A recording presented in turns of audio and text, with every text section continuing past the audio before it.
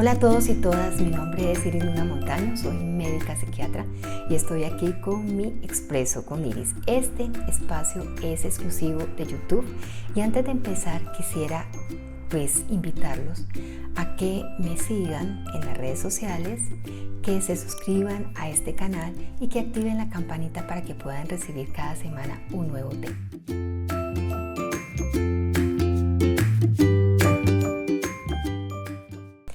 He venido trabajando alrededor del trastorno de ansiedad, como han podido ver.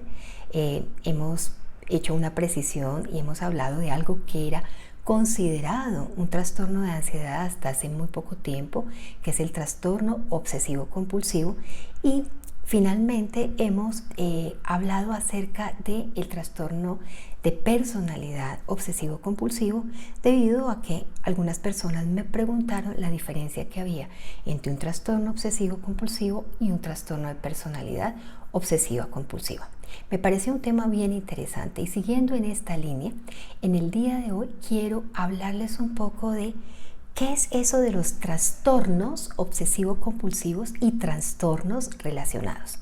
Resulta que hace poco tiempo esta clasificación internacional de las enfermedades y específicamente el DSM-5, que es un elemento muy importante para nosotros los psiquiatras, ponernos de acuerdo en cuanto a cómo son los síntomas, cuándo se presentan y de qué manera estudiarlos, pues el DSM-5 decidió crear una nueva clasificación dentro de la cual aparece un espacio donde están exclusivamente los trastornos obsesivo-compulsivos y trastornos relacionados.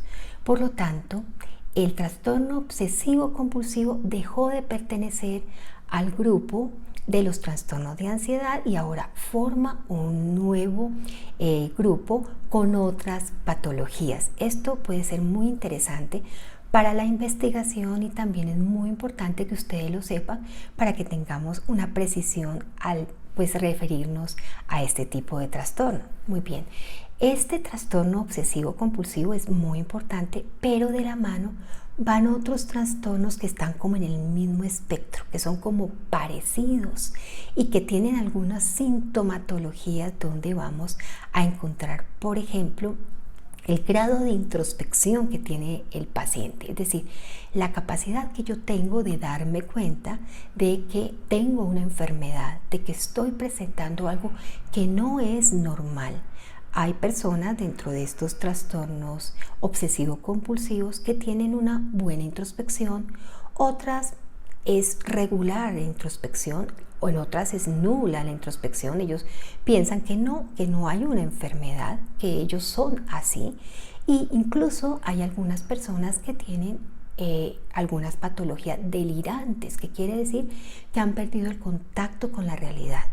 Porque ¿qué es un delirio? El delirio es un pensamiento falso en principio, pero el paciente está absolutamente convencido de que es real.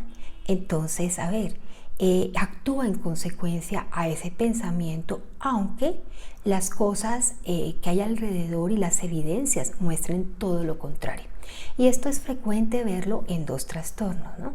Es frecuente verlo específicamente en el trastorno obsesivo compulsivo. Hay personas que no tienen nada de introspección y hay algunos que son delirantes, por ejemplo, unos celos absolutamente patológicos, una celotipia, donde el paciente está absolutamente seguro de que su pareja le es infiel, aunque no haya ninguna evidencia de que esto sea cierto, y esto en consecuencia va a traer problemas muy graves dentro de la relación de pareja.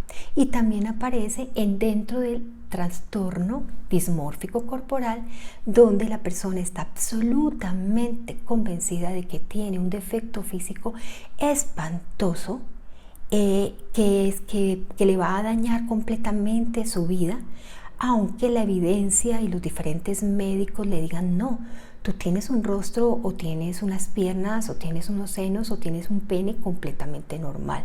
Entonces, hay pequeños defectos que son absolutamente magnificados y vistos, como les digo, de una manera delirante. Entonces, una de las cosas importantes cuando nosotros hacemos la valoración de estos trastornos obsesivo-compulsivos y trastornos relacionados es ver el grado de introspección, porque esto nos va a decir también el grado de compromiso mental y el grado de pronto de complicaciones que puede tener ese paciente.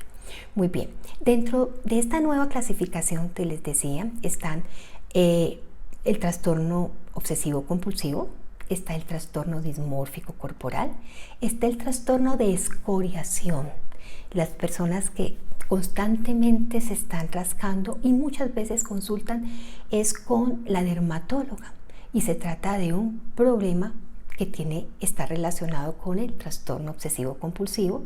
Tenemos también la tricotilomanía, que no es una manía. Se trata de un comportamiento donde el paciente constantemente se arranca el pelo, que no puede evitarlo y que genera mucho sufrimiento y alteraciones en la calidad de vida. Y tenemos el trastorno de acumulación. Entonces, en resumen, los trastornos obsesivos compulsivos y trastornos relacionados se refieren específicamente al trastorno obsesivo compulsivo, al trastorno dismórfico corporal, el trastorno de escoriación, la tricotilomanía y el trastorno de acumulación. De todos estos trastornos voy a hablar ampliamente.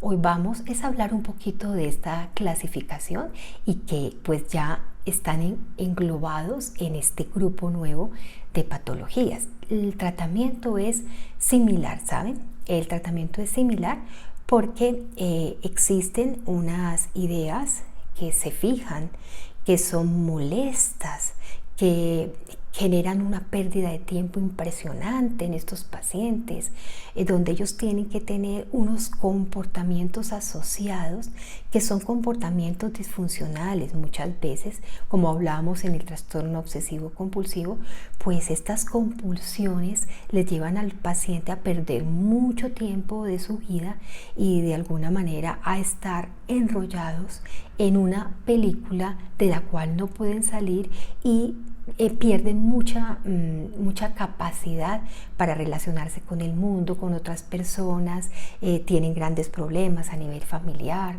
a nivel escolar, a nivel laboral y esto pues obviamente va a alterar muchísimo la calidad de vida. Aquí, como les decía, la introspección es fundamental porque si yo no creo que estoy enfermo, pues no busco ayuda profesional. Entonces esto es muy importante que lo tengamos en cuenta. Muy bien, dentro de esto podemos decir que existen también algunos de estos trastornos obsesivo-compulsivos que son debidos a una afección médica, ¿no es cierto? Hay personas que podrían llegar a, dentro de una enfermedad, podrían llegar a presentar preocupación por el aspecto, podrían presentar acumulación, arrancarse el pelo o rascarse la piel, pero que forma parte de esto pues como del curso de una enfermedad determinada. Hay otros que están relacionados con el consumo de algunas sustancias, por ejemplo, las anfetaminas podrían estar relacionadas por algunos de estos comportamientos, al igual que las benzodiazepinas. Entonces es pero muy importante hacer una muy buena valoración, mirar muy bien el tiempo en que se ha presentado los síntomas, cómo se han presentado y qué los ha disparado para poder hacer un verdadero diagnóstico, un buen diagnóstico y hacer un buen enfoque terapéutico. Bueno, el tratamiento es similar en el TOC que con los otros trastornos. Se utilizan algunos medicamentos que son específicamente inhibidores de recaptación de serotonina que se ha visto o algunos medicamentos antidepresivos tricíclicos con algunas características que van a ayudar a calmar esta alteración en un circuito cerebral del que les hablaré más adelante, que hace que estos pacientes repitan una y otra vez este tipo de pensamientos y que los lleve a tener este tipo de conductas. También tenemos que estos trastornos responden muy bien a la terapia cognitivo-comportamental, específicamente a la exposición en vivo y prevención de respuesta. De esto también hemos hablado un poco.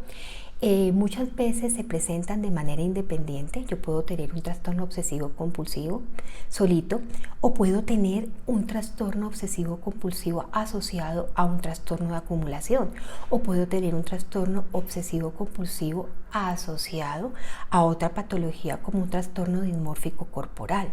Es decir, pueden haber comorbilidades entre ellos. Entre más comorbilidades, obviamente, hay más dificultad para poder atender a estos pacientes, porque los casos son más complejos y debemos ser muy precisos y muy cuidadosos a la hora del enfoque. Es decir, muchas veces nosotros tratamos el trastorno obsesivo compulsivo. Por ejemplo, un paciente es muy chequeador, tiene la dificultad de pronto irse de su casa y te está chequeando que todo esté cerrado y todo esto. Bueno, logramos controlar esto, pero además él tiene, por ejemplo, la idea de que tiene un pene muy pequeño. Entonces se puede en un momento dado aparecer este tipo de patología y verse mucho más clara, más evidente, y generar pues mucho más sufrimiento en los pacientes. Hay que evaluar siempre todos los síntomas relacionados en los pacientes que tienen TOC. Es decir, no centrarnos en solamente una cosa, sino mirar, bueno, la historia familiar, la historia personal, cuándo apareció, cómo apareció, si esto se ha ido generalizando, el grado de funcionamiento del paciente, etc. Entonces esta pequeña introducción en el día de hoy es para invitarlos a que vean de ahora en adelante una serie de programas donde vamos a hablar de los trastornos obsesivo-compulsivos, ¿sí? Y trastornos relacionados, donde seguiremos en el próximo programa hablando del trastorno dismórfico corporal, que es muy importante porque genera una pésima calidad de vida, mucho sufrimiento mental y físico, y además pues genera riesgo de suicidio importante. En algunos casos estos pacientes suelen recurrir muchas veces a procedimientos estéticos, cirugías, y pueden llegar a deformarse y a tener un mayor sufrimiento.